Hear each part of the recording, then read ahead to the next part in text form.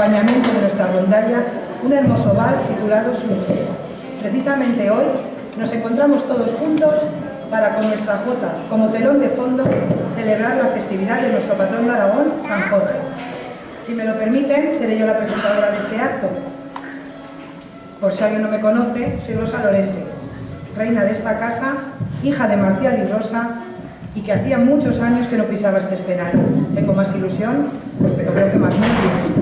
Pues, muchas gracias y me gustaría que pasáramos todos una muy buena tarde. El Centro Aragonés somos todos los que estamos aquí arriba y ustedes que están aquí abajo. Muchas gracias. Hablaremos con nuestra escuela y grupo de baile, dirigidos por Juanjo Miguel y Noelia Ortiz. Con nuestra escuela y grupo de canto, dirigidos por Vicente y César Rubio. Y todos ellos acompañados por esta rondalla que dirige el maestro Jesús Monleón. Y para quienes pido un aplauso por su siempre tan necesaria labor.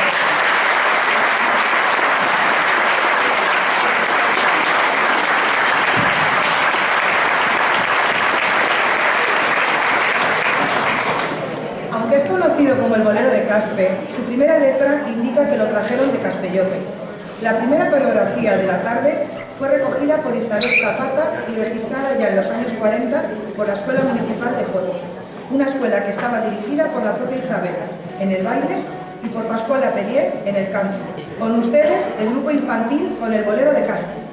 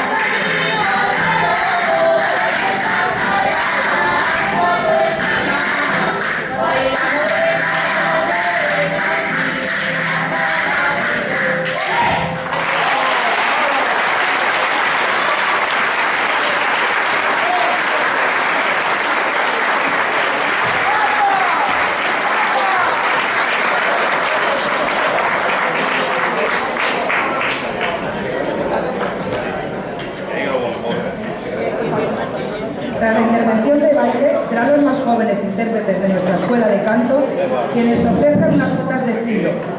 Con ustedes, Rubén, Nuria, Álvaro, Sonia y Carmen.